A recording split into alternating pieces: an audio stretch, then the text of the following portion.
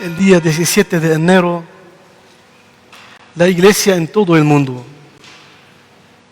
en Oriente y Occidente, celebra un gran santo de la Iglesia, San Antonio el Grande, el padre de los monjes, el maestro del desierto. Cuando decimos que San Antonio el Grande es el padre de los monjes, muchas veces las personas que estamos cerca de la iglesia o un poco más lejos, pudiéramos tener cierto estereotipo, cierta visión de los monjes, cómo son los monjes. Entonces, el día de hoy, hablando del padre de los monjes, podemos revisar esta visión nuestra. Muchas veces el monje para nosotros es una persona dura. Es una persona por cuya fe vuelve dura, regañona, que nosotros nos escondemos siempre cuando ella pasa.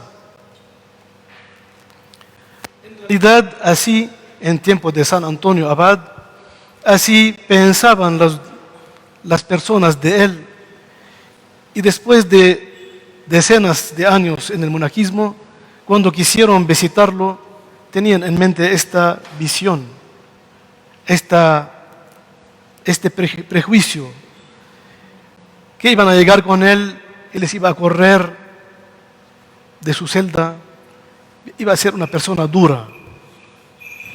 Y en realidad cuando llegaron, él les recibió con mucha amabilidad, con una sonrisa en su rostro. El monje, dice uno de los padres, es duro, pero consigo mismo, y es misericordioso con los demás. Él es como Dios, dice San Isaac el Sirio. Cada vez que estemos más cerca de Dios, nos apiadamos de todas las criaturas. Amamos más a nuestros hermanos, nos apiadamos más de ellos. Hasta, dice San Isaac el Sirio, hasta de los animales, llega a decir hasta que nos apiadamos del demonio. Así que este primer prejuicio no está tan correcto. El monje es la persona amable, es una persona, quizás tenemos cierto temor cuando lo enfrentamos. ¿Por qué? Porque juzga nuestras actitudes. Por su manera de ser, juzga nuestra actitud.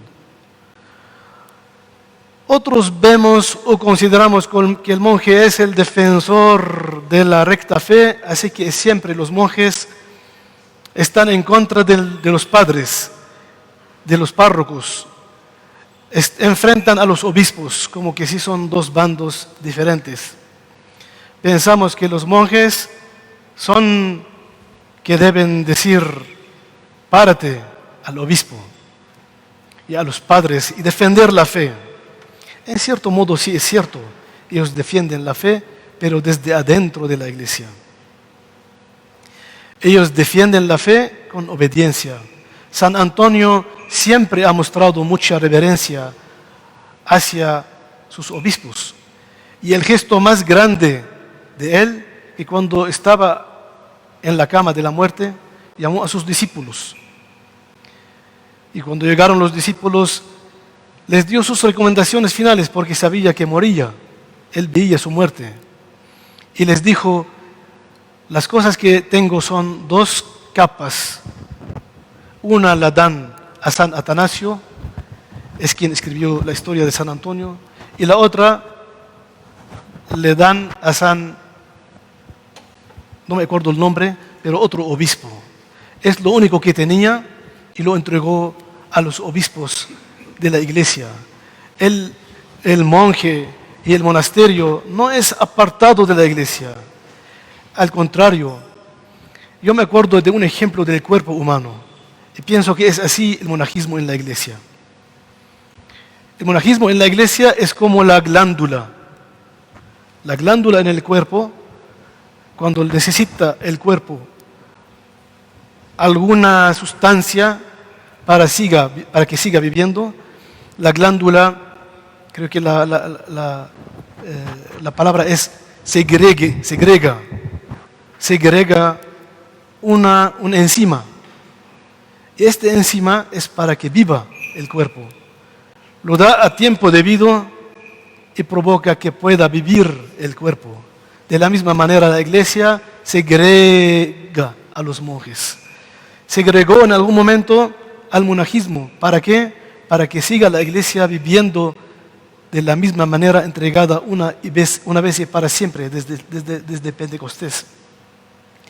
El monajismo sí es cierto que surgió en el siglo IV, más bien se estableció porque desde siempre ha habido personas que han dedicado su vida, han castrado su vida por amor al Señor, por la vida en el Señor. Sin embargo, en el siglo IV, la iglesia segregó el monajismo. Eso quiere decir que el monajismo está dentro de la iglesia.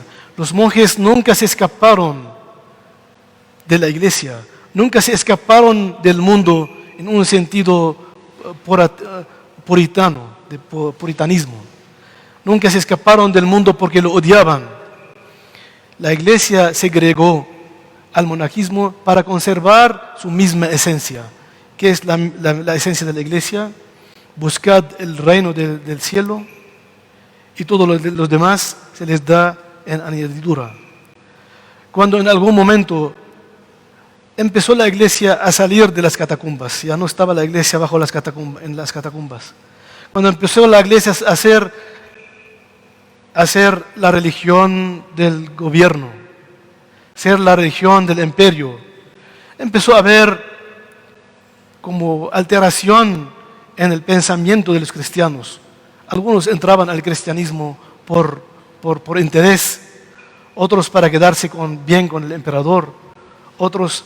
Entonces, en este momento la iglesia dijo, estemos atentos, y segregó al monajismo para enseñarnos a todos la esencia de la iglesia. Buscad primero el reino de los cielos y todo lo demás se les da en añadidura. Estos son los monjes de la iglesia. No son los que enfrenten el trabajo pastoral de la iglesia. No son los que son duros y nosotros rechazamos, no queremos verlos. Al contrario, son los que cuando vemos su vida, antes de sus enseñanzas, pocos monjes enseñan, pero todos deben enseñar con su vida. Todos los monjes nos enseñan con su vida.